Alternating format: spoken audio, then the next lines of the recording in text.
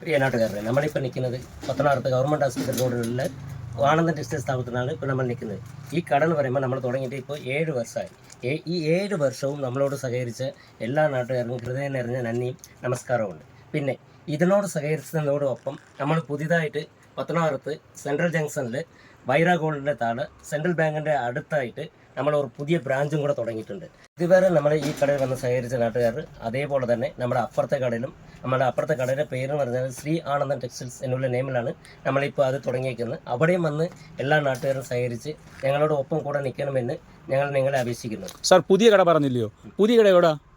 പുതിയ കട എന്ന് പറയുമ്പോൾ നമ്മുടെ സെൻട്രൽ ജംഗ്ഷനിൽ നിന്ന് നമ്മുടെ ഈ വൈറ ഗോൾഡ് ജുവലറി, നേരത്തെ വിജയകൃഷ്ണ ആയിരുന്നു, ഇപ്പോൾ അത് വൈറ ഗോൾഡിന് പേര് മാറിയിട്ടുണ്ട്. സെൻട്രൽ ബാങ്കിൻ്റെ തന്നെ അടുത്ത് നമ്മുടെ ഈ പുതിയ ഒരു ബ്രാഞ്ചായിട്ട് ഇത് നമ്മൾ തുടങ്ങിയിട്ടുണ്ട്. ഇവിടെ എല്ലാ കളക്ഷനും ഉണ്ട്. നമ്മളിവിടെ എങ്ങനെ കളക്ഷൻ ഉണ്ടോ അതേപോലെ തന്നെ അവിടെയും കളക്ഷൻ ഉണ്ട്. പക്ഷേ നമ്മുടെ ഈ ഗവൺമെൻറ് ആശുപത്രി എന്ന് പറയുമ്പോൾ അവിടെ ഹോൾസെയിലായിട്ട് ചെയ്യുന്നുണ്ട്.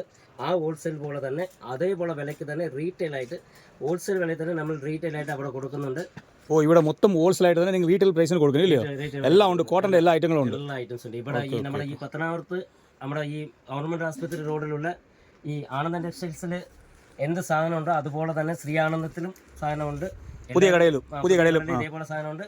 ഈ ആനന്ദത്തിൽ വിലക്കുറവായതുകൊണ്ട് 7 വർഷമായിട്ട് നാട്ടുകാർ സഹായിച്ച് അതേപോലെ തന്നെ അവിടെയും ഞങ്ങൾ ഇതുപോലെ തന്നെ വില കുറച്ച് ഞങ്ങൾ ചെയ്യുവാണ്.